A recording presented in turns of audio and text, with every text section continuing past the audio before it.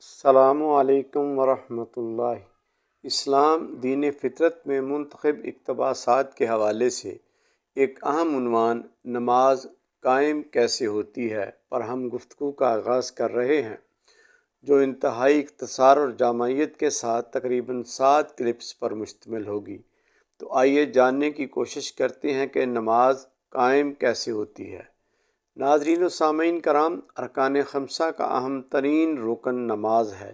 قرآن مجید میں 89 بار حکم ہے وَأَقِیمِ الصَّلَاةَ، نماز قائم کرو، جبکہ مختلف حوالوں سے تقریباً 750 بار نماز کا ذکر کیا گیا، اور نماز کے فضائل، اہمیت اور تقویت پر رسول اللہ صلی اللہ علیہ وسلم کے متعدد فرامین میں سے ایک الصلاۃ عماد الدین، من اقامہا فمن اقام الدین ومن ہدامہا ہدام الدین، نماز دین کا ستون ہے، جس نے اسے قائم رکھا اس نے دین کو قائم رکھا، اور جس نے اسے گرا دیا اس نے دین کو گرا دیا۔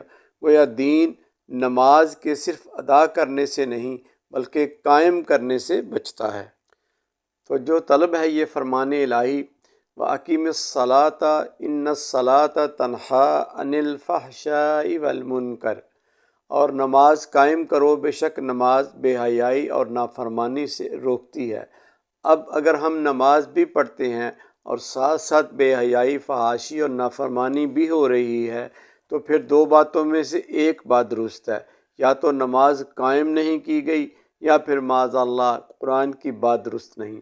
بحیثیت مسلمان کے ہمارا ایمان ہے کہ بلا شبہ اللہ کا قرآن حرف حرف سچ ہے، تو پھر ماننا پڑے گا کہ ہم نماز صرف ادا کرتے ہیں، قائم نہیں کر رہے، جبکہ حکم ہے نماز قائم کرو۔ تو پھر سوال پیدا ہوا کہ نماز قائم کیسے ہوتی ہے؟ تعلیمات اسلام کے مطابق وہ نماز جس سے بے حیائی چلی جائے اور بندہ منکرات سے رکا رہے، وہ نماز تب قائم ہوگی جب ہم نماز کی ظاہری کے ساتھ ساتھ باطنی شرائط و آداب کو بھی پورا کریں گے، یعنی نماز کی باطنی روحانی شرائط و آداب کا بھی روزمرہ زندگی میں خیال رکھیں گے، تو نماز قائم ہو جائے گی۔ لہٰذا ایک مسلمان اور مومن کے لیے جاننا لازم ہے کہ نماز کی باطنی شرائط و آداب ہیں کیا، تاکہ ان پر عمل پیرا ہو کر نماز اور دین کی اقامت ہو سکے۔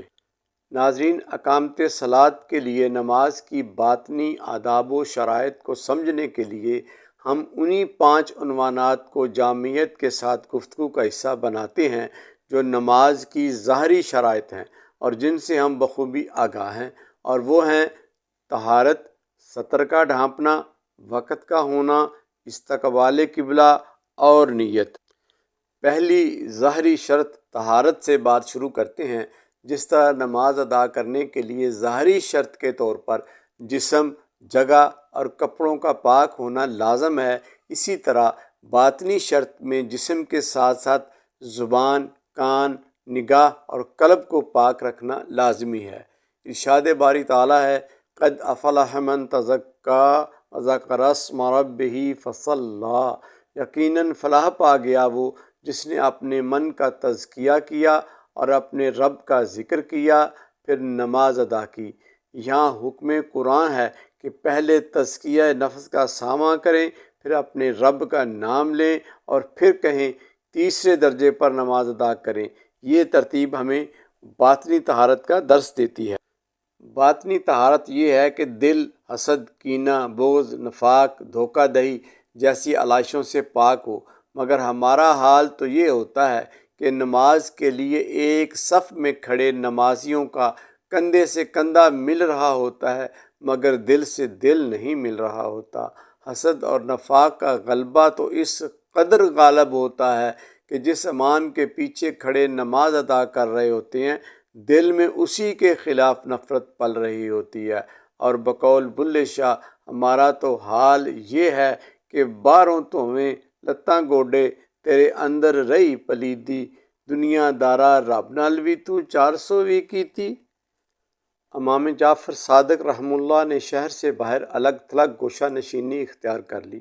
کسی نے عوام کی رہنمائی اور قیادت سے محرومی کا ذکر کیا تو فرمایا کن لوگوں کی بات کرتے ہو جن کے چہروں پر مسکراہٹ اور دل بچھوؤں سے بھی زیادہ زہریلے ہو گئے ہیں۔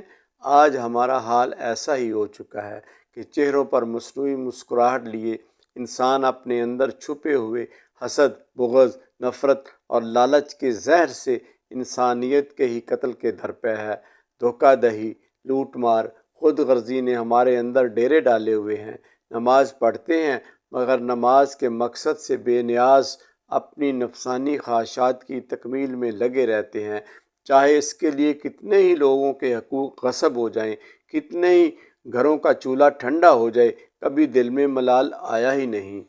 ناظرین، بقیہ گفتگو اگلے حصے میں ملاحظہ فرمائیں۔